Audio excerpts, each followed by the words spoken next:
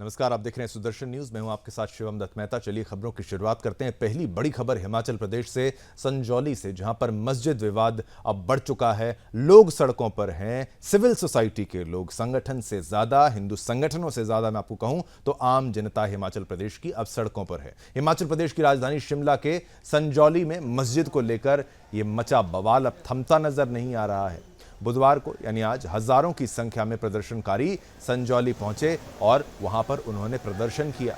प्रदर्शनकारियों ने सब्जी मंडी, ढली सब्जी मंडी के पास मुख्य सड़क पर चक्का जाम कर दिया है। ये तस्वीरें भी आपको हम दिखा रहे हैं।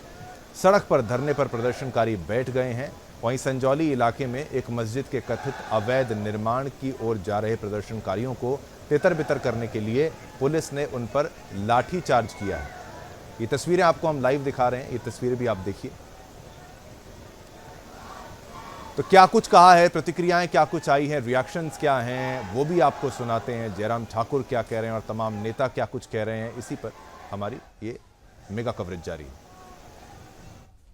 इकट्ठे हुए हैं जिसमें मैं देख रहा हूं, मैं इनको सबको पर्सनली जानता हूं। ये जो 20-25 लोग हैं भाजपा के कार्यकर्ता हैं, भाजपा के टिकट पे चुनाव लड़े हुए हैं। कुछ लोग शिमला का एमएलए का चुनाव लड़े हैं, कुछ लोग काउंसलर्स का चुनाव लड़े हैं। तो सभी लोग भाजपा के कार्यकर्ता हैं।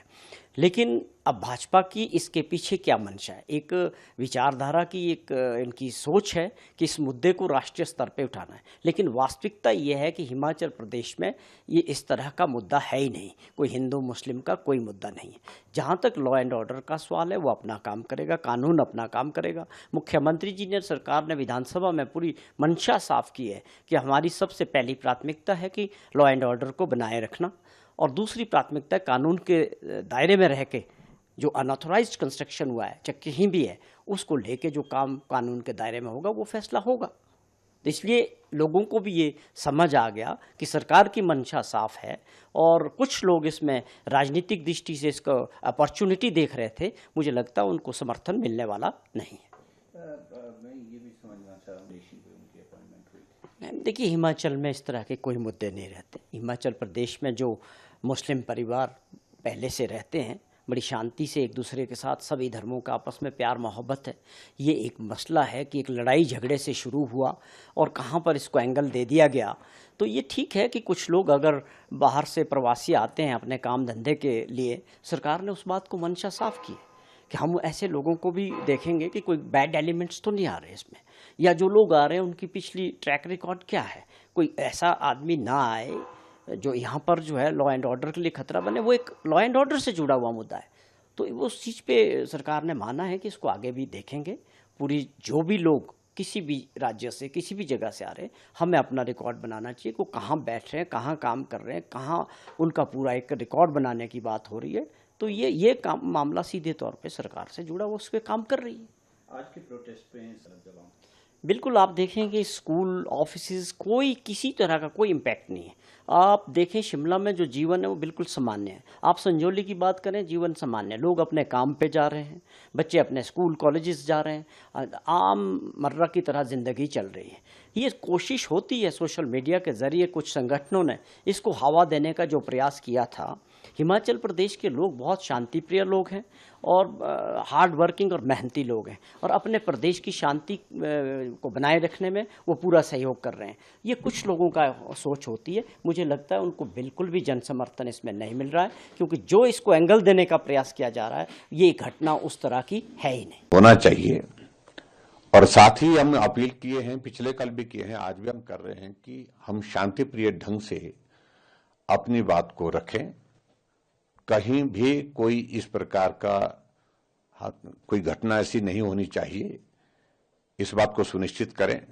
लेकिन जिस तरह से कांग्रेस की सरकार ने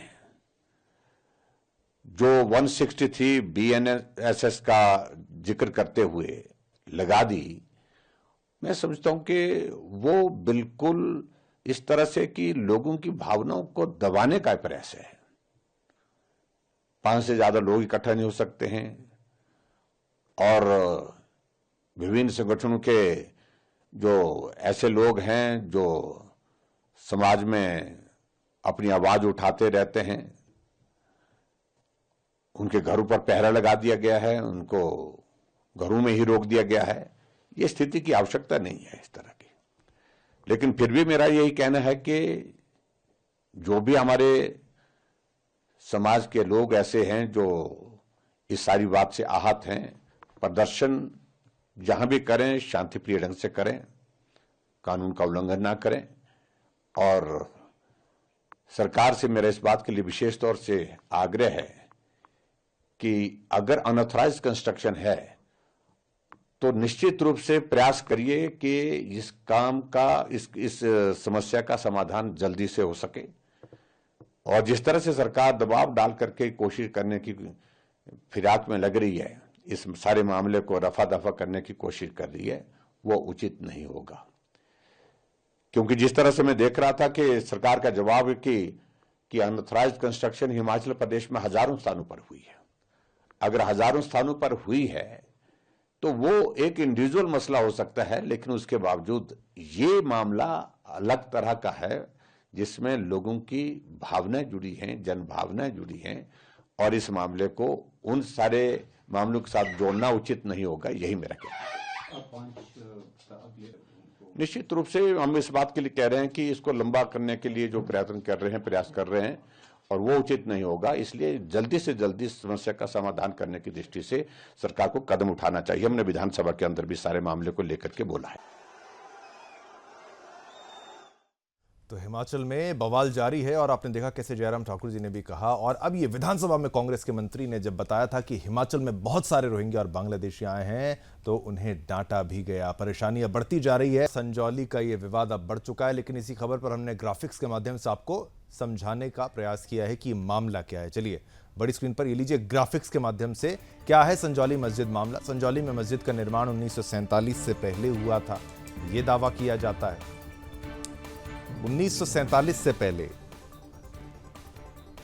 निर्माण किया गया था इस मस्जिद का और आज ये विवाद है। तब मस्जिद की बिल्डिंग कच्ची थी, ये बात भी सामने आई है। तब ये पूरी बड़ी मस्जिद नहीं थी, कच्ची मस्जिद थी। 2010 में शुरू हुआ विवाद, तो आज का विवाद नहीं है। मुख्य विवाद 2010 में शुरू हुआ था। 2010 में पक्की बिल्डिंग बनाने का काम शुरू हुआ। तो 2010 में जब से इसको पक्का करने का काम शुरू हुआ तब से दिक्कत। 2010 में नगर निगम के पास अवैध निर्माण की शिकायत पहुंची है कि भाई ये निर्माण जो है अवैध है। वो तो देश में कई जगह पर मस्जिद मज़ारें अवैध हैं। इसे लेकर 2010 से कमिश्नर कोर्ट में केस चल रहा है। आज से नहीं, 2010 से। 2023 में निगम ने मस्जिद के शौचालय तोड़वा दिए थे, तो 2023 में एक्शन हुआ था इस पे। इसके बाद 2024 तक यहाँ 5 मंजिल का निर्माण हो गया।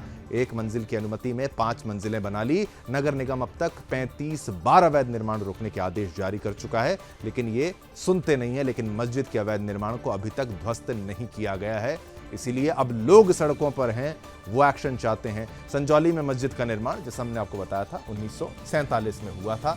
2010 से शुरुआत हुई थी इस विवाद की, और ये लाइव तस्वीरें भी हम आपको दिखा रहे हैं जहां पर जनता इस वक्त आक्रोशित है, सड़कों पर है। और आपको बता दें, ये भी बात सामने आई है कि हिंदू संगठन से ज्यादा कोई बॉडी ना भी अगर यहाँ पर देखी जाए, कोई संगठन की बॉडी, तो ये मेन तौर पर, मुख्य तौर पर आम लोग हैं हिमाचल प्रदेश के, वहाँ के लोकल हैं जो सड़कों पर आ गए हैं और वो कहते हैं कि मस्जिद को हटाओ, इस इलीगल कंस्ट्रक्शन को ध्वस्त करो, एक्शन लो। और अब हिंदू हिमाचल प्रदेश का जाग चुका है। संगठनों से ज़्यादा, बार बार मैं आपको दोहरा के बात बता रहा हूँ, किसी संगठन से ज़्यादा ये आम जनता, वहाँ पर सिविल सोसाइटी के लोग जो हैं वहाँ पर उतरे हैं। और पुलिस के लिए अब बहुत मुश्किल हो गया है इनको रोकना। वाटर कैनन की बौछार भी झेल रहे हैं, बैरिकेड भी तोड़ रहे हैं, बैरिकेड तोड़कर आगे भी बढ़ चुके हैं। पुलिस को लाठी चार्ज का, बल का प्रयोग करना पड़ रहा है, क्योंकि जनता मानने को तैयार नहीं है। देवभूमि हिमाचल प्रदेश में अब इस तरीके का अवैध अतिक्रमण बर्दाश्त नहीं किया जाएगा। हिमाचल की तरह देश में हर जगह इस तरीके से क्रांति आनी चाहिए और इन आताताइयों को भगा देना चाहिए, क्योंकि जो बात कांग्रेस के मंत्री ने कही, उसने शुरुआत की, वहां पर कांग्रेस के भी हिंदू जो हैं वो जाग चुके हैं, उनकी तरफ से भी सत्य सामने आ रहा है। चलिए आइए आपको सुनाते हैं प्रतिक्रियाएं जो आई हैं इस पूरी खबर पर। देखिए, इसमें स्थिति बिल्कुल साफ है कि राइटफुल तरीके से और शांतिपूर्ण तरीके से सभी को प्रोटेस्ट करने का अधिकार है। और सरकार ने भी ये चीज़ कहा है कि आप वहाँ पे प्रोटेस्ट करिए, मगर कोई भी ऐसी परिस्थिति नहीं बननी चाहिए जिससे हमारे शांतिपूर्ण माहौल में कोई वहाँ पर जो है खराबी आए या उसमें कोई इफेक्ट पड़े। उसके लिए वहाँ पे प्रिवेंटिव मेजर्स पुलिस द्वारा लिए गए हैं और वहाँ पे धारा 163 वहाँ पे लगाई गई है। पुलिस की छावनी में उस एरिया को तब्दील किया गया है ताकि कोई भी ऐसी परिस्थिति ना बने जिससे कल को प्रदेश की लॉ एंड ऑर्डर के ऊपर एक प्रश्न चिन्ह उठे। बाकी जहाँ तक उस अवैध भवन के निर्माण की बात है, उस पर क्योंकि वो मैटर सब जुडिस है, म्यूनसिपल कमिश्नर के कोर्ट में है, वहाँ पे उसकी हियरिंग होगी तो उसके बाद निर्णय सरकार लेगी। और हमने बिल्कुल साफ तरीके से कहा है कि अगर वो अवैध पाई जाती है तो निश्चित तौर से 100% उसके ऊपर कार्रवाई होगी और उसको जो है कानून की प्रक्रिया के माध्यम से उसको डिमोलिश किया जाएगा। मगर that is a step that will be taken once the order of the municipal commissioner comes. उसके पहले उस पर कार्रवाई करना उचित नहीं है। हम सबकी कदर करते हैं, सबकी भावनाओं की कदर करते हैं और मिलकर शांतिपूर्ण तरीके से हमें अपने बात को रखने का पूरा अधिकार है। हम जो संगठन के सभी साथी वहाँ पर आए हैं उनका समर्थन भी करते हैं, उनके साथ खड़े हैं, मगर सरकार को ये देखना है कि हमें लॉ एंड ऑर्डर को भी प्रदेश के अंदर मेंटेन करके रखना है। जैसा आपने स्वयं कहा, अगर आप हिमाचल प्रदेश के इतिहास की बात करेंगे, कभी भी अतीत में कभी मैं समझता हूँ कॉमनल राइट्स हमारे प्रदेश में नहीं हुए। अपनी शांति के लिए देवभूमि के रूप में हिमाचल प्रदेश को पूरे राष्ट्र में जाना जाता है और वर्तमान में भी सारी स्थिति सामान्य है। जैसे आपने स्कूल्स की बात की और भी जो हमारे मैं समझता हूँ बेसिक कार्य होते हैं उसमें कोई भी किसी तरह की बाधा नहीं है और सामान्य जनजीवन चला है। मेरा सभी वर्गों से अपील है कि वे कानून पे विश्वास रखें और जो हिमाचल का एक गौरव इतिहास, विशेषकर अगर हम अपने प्रदेश की शांति की बात करेंगे, वो रहा है और उसमें मैं समझता हूँ अपना विश्वास रखे और साथ ही साथ जो कानून के दायरे में सारी बातें हो। और जहां तक प्रदर्शन की बात आती है वो भी उनका अधिकार है, डेमोक्रेटिक राइट है, लेकिन सारी बातें कानून के दायरे में होनी चाहिए। सारी बातें सामान्य हैं और लगभग अब तो 11 साढ़े 11 बजने वाले हैं और स्कूल्स तो मॉर्निंग में आपके प्रारंभ हो जाते हैं।